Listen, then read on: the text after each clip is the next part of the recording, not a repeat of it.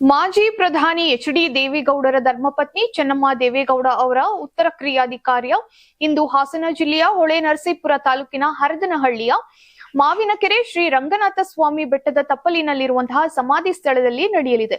ಒಕ್ಕಲಿಗ ಸಮುದಾಯದ ಮುಳ್ಳುಗೌಡ ಸಂಪ್ರದಾಯದಂತೆ ನಡೆಯಲಿರುವಂತಹ ವಿಧಿವಿಧಾನಗಳಲ್ಲಿ ಇಂದು ಬೆಳಗ್ಗೆ 10:30ಕ್ಕೆ ಕುಟುಂಬ ಸದಸ್ಯರು ವಿಶೇಷವಾದಂತಹ ಪೂಜೆಯನ್ನ ಸಲ್ಲಿಸಿದ್ದಾರೆ. ಬಳಿಕ ಆಗಮಿಸುವಂತಹ ಬಂಧು ಬಳಗ, ಅಭಿಮಾನಿಗಳು ಹಾಗೂ ಸಾರ್ವಜನಿಕರಿಗೆ ಅನ್ನ ಸಂತರ್ಪಣೆ ನಡೆಯಲಿದೆ. ಈ ಕಾರ್ಯಕ್ರಮಕ್ಕಾಗಿ ಭಾರಿ ಮಟ್ಟದ ಸಿದ್ಧತೆಗಳನ್ನ ಮಾಡಲಾಗಿದ್ದು, ಸಂಪೂರ್ಣ ಸಸ್ಯಾಹಾರಿ ಭೋಜನ ವ್ಯವಸ್ಥೆಯನ್ನ ಕಲ್ಪಿಸಲಾಗಿದೆ.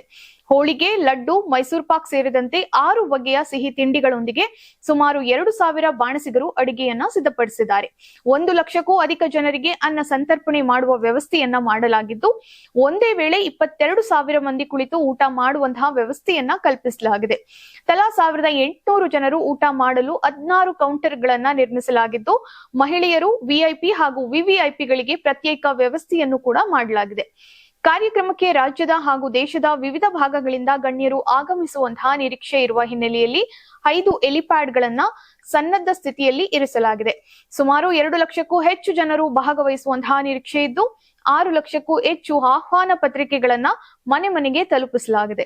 ಸಮಾಧಿ ದರ್ಶನ ಹಾಗೂ ಪ್ರಸಾದ ಸ್ವೀಕಾರಕ್ಕಾಗಿ ವಿಶೇಷವಾಗಿ ವ್ಯವಸ್ಥೆಯನ್ನ ಮಾಡಲಾಗಿದ್ದು, ಮಳೆಯ ಸಾಧ್ಯತೆಯನ್ನ ಗಮನದಲ್ಲಿಟ್ಟುಕೊಂಡು 15 ಬೃಹತ್ ಜರ್ಮನ್ ಟೆಂಟ್ಗಳನ್ನ ನಿರ್ಮಿಸಲಾಗಿದೆ. ಅವುಗಳಲ್ಲಿ ಮಹಿಳೆಯರಿಗೆ 3 ವಿಭಾಗಗಳನ್ನ ಹಾಗೂ ಗಣ್ಯರಿಗೆ ಪ್ರತ್ಯೇಕ ವ್ಯವಸ್ಥೆಯನ್ನ ಕಲ್ಪಿಸಲಾಗಿದೆ.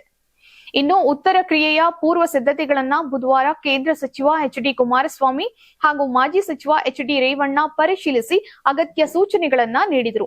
ಉಸಿರಾಟದ ಸಮಸ್ಯೆಯಿಂದ ಬಳಲುತ್ತಿದ್ದಂತಹ ಚೆನ್ನಮ್ಮ ದೇವೇಗೌಡ ಅವರು ಜುಲೈ 18ರಂದು ಹೃದಯಾಘಾತದಿಂದ ನಿಧನರಾಗಿದ್ದರು.